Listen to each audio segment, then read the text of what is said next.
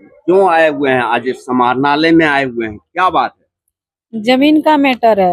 जमीन मेरा खुद का जमाबंदी है। अच्छा। और उस जमीन पर गोतियारे ने झगड़ा कर रहा था।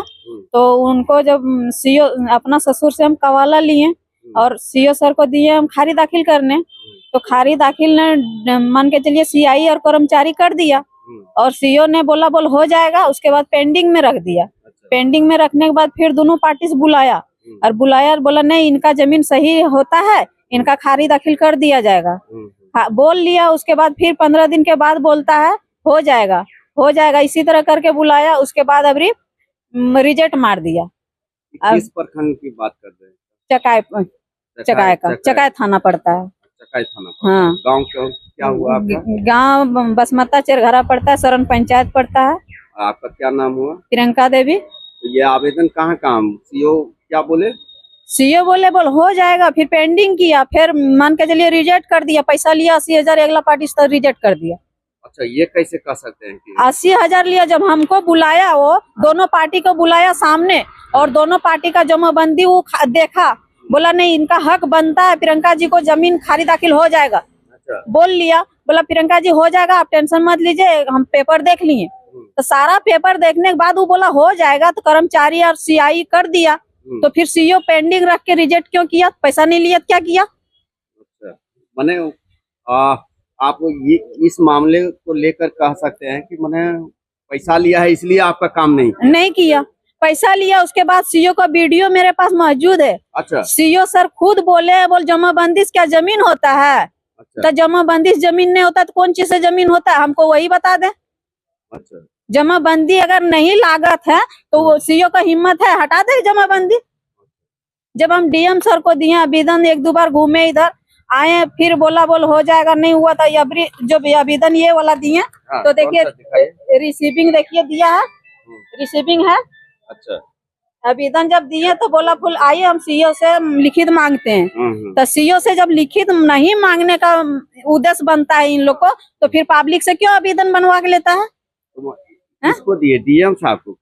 एडीएम साहब को दिए। अच्छा। एडीएम साहब लिया, बोला जाइए 15 दिन को बाद आइएगा, लेकिन घूमते घूमते 3 महीना हो गया। 3 महीना? तो देखिए इसमें तारीख है या नहीं। उसके बाद बोला बोल हो जाएगा, और आप बोलता है बोल जाइए डीसी आलर में, जाइए सुप्रीम कोर्ट में, जाइए फलना जगह। तो चादर जितना रहेगा उतने पैर फैलावे ना। जब यहाँ से कुछ नहीं होता तो आवेदन लेने का बहाना क्यों बनाते हैं इन लोग, ये हमको जानना है। कहीं भी जा रहा है, जितना पब्लिक आ रहा है आवेदन सबका लिया जा रहा है, लेकिन काम किसी का नहीं हो रहा है।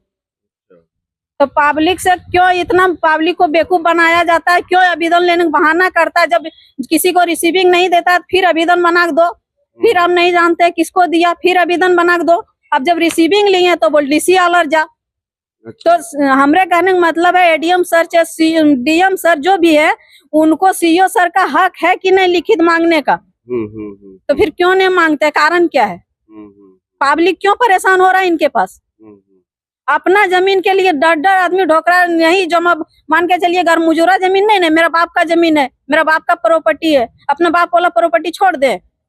अच्छा, तो ये मामला कब से दो साल से चल रहा है। 2 साल से चल रहा है ये मामला चल रहा है। मान के चलिए क्या बोलते हैं, सुमित सर को भी जनता दरबार में दिए थे आवेदन। अच्छा। एक बार संजय सर को भी जनता दरबार में दिए थे आवेदन। एक बार चिराग सर आए थे, उसमें भी दिए थे। लेकिन कुछ पता ही नहीं चल रहा है कहाँ जा रहा है, नहीं जा रहा। कोई सुनवाई नहीं, कोई सुनवाई नहीं। भटक रहे हैं, पूरा परेशान है, इतना परेशान है। कोई भी लेडीज को इतना परेशान नहीं करना चाहिए ना।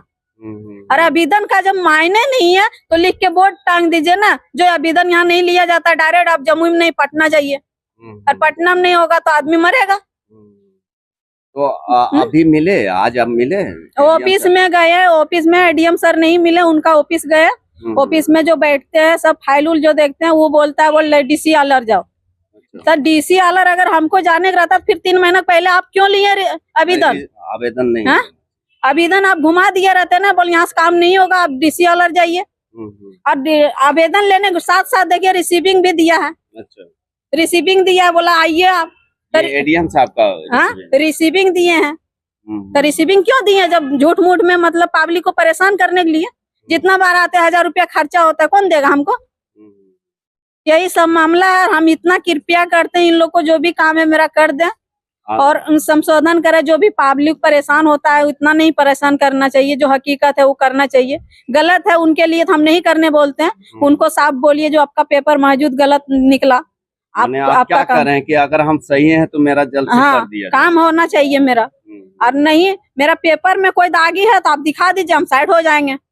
लेकिन हमारे तरफ से सीओ भी जांच किए हैं, पेपर एकदम हकीकत साफ निकला है, जमाबंदी भी जांच हुआ है, लेकिन पैसा खा लिए तो हमको काम ही नहीं हो रहा है। यही सब बात है, इतने निवेदन करते हैं आप लोग से जो हमारा काम हो जाए।